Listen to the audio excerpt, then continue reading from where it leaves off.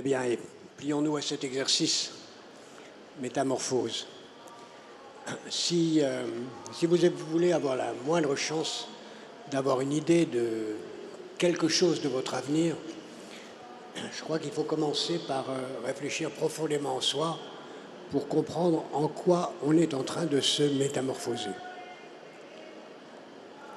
Qu'est-ce que naître? C'est partir du rien pour devenir quelque chose. Qu'est-ce que vivre? C'est de partir de quelque chose pour devenir tout. Qu'est-ce que mourir? C'est de partir de tout pour redevenir rien. Et au fond, la vie, c'est l'ensemble de ces trois métamorphoses qui forment un cercle. Rien, quelque chose, tout, rien, qui recommence, comme une spirale. Plus exactement comme un cercle, et pas comme une spirale. C'est vrai de tout être vivant, c'est vrai naturellement d'un être humain, c'est vrai d'une entreprise, c'est vrai d'une famille, c'est vrai d'une nation, c'est vrai d'une civilisation. Tout être vivant parcourt ce chemin et disparaît, selon des lois mystérieuses. Et pour comprendre ces lois, sans doute faut-il, comme toujours en physique, réfléchir aux exceptions. Quels sont les êtres que les métamorphoses ne conduisent pas à ce cercle infernal que la philosophie indienne a si bien analysé, des trois niveaux, rien, quelque chose, tout, rien.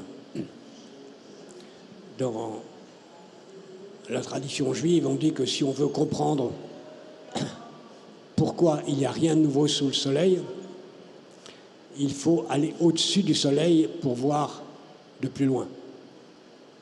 Et de même, comprendre pourquoi les métamorphoses conduisent toujours au cercle, il faut chercher à comprendre quelles sont les métamorphoses qui y échappent. Il y en a au moins deux. La ville. La ville est un être vivant qui ne meurt jamais. Il y a des villes qui existent depuis 6 000 à 7 000 ans. Pourquoi ne meurent-ils jamais? Parce que se renouvellent en permanence. On passe du rien à quelque chose, du quelque chose au tout, du tout au tout, du tout au tout, du tout au tout. Puis il y a une deuxième sorte d'être vivant dont la métamorphose semble ne pas les conduire à la mort, c'est-à-dire au cercle infernal, c'est la langue.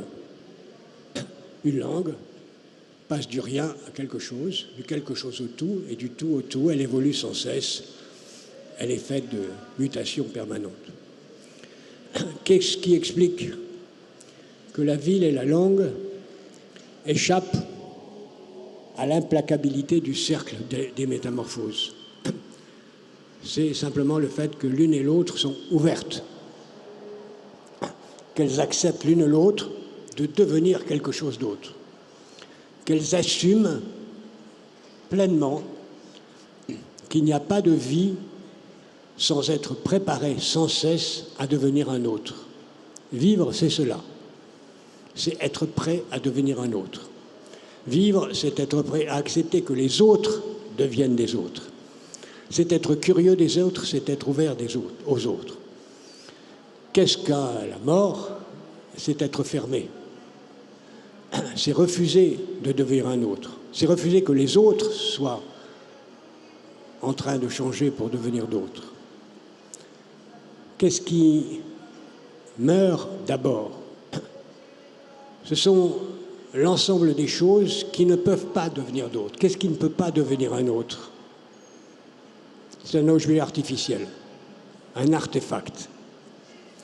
Tout artefact est par définition mort.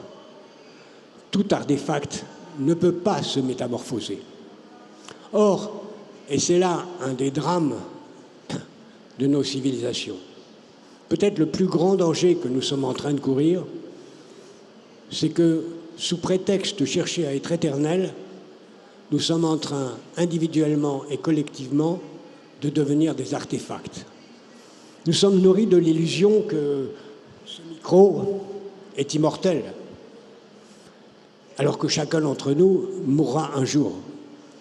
Et nous voulons, sans le savoir, devenir comme ce micro, un artefact immortel, sans comprendre que cet artefact est mort avant d'avoir vécu. Or, nous sommes en train de devenir des artefacts. Nos villes sont en train de devenir des artefacts. Nos langues sont en train de... Nos civilisations sont en train de... Nos sols sont en train de s'artificialiser et ceci nous détruit. Alors, pour continuer à vivre, il faut se préparer en permanence à être un autre. Ce n'est pas facile à comprendre, ce n'est pas facile à vivre. Il faut tolérer que les autres soient aussi, sans cesse, quelqu'un d'autre. Il faut être prêt à vivre avec d'autres qui sont sans cesse changeants. Vivre, c'est se préparer à être un autre. Vivre libre, c'est se préparer à choisir ce qu'on veut être en étant un autre. C'est non pas décider de rester coûte que coûte ce qu'on est, parce que rester coûte ce qu'on est, c'est d'être un artefact. Vivre libre, c'est avoir le projet de devenir un autre, et pour cela de s'ouvrir, d'ouvrir ses chakras, d'ouvrir son esprit, d'ouvrir son corps, d'ouvrir son âme, et si possible, de passer du monde de la violence au monde de l'harmonie, du monde de la haine à celui de la bienveillance, pour créer les conditions d'une métamorphose heureuse. Je vous remercie.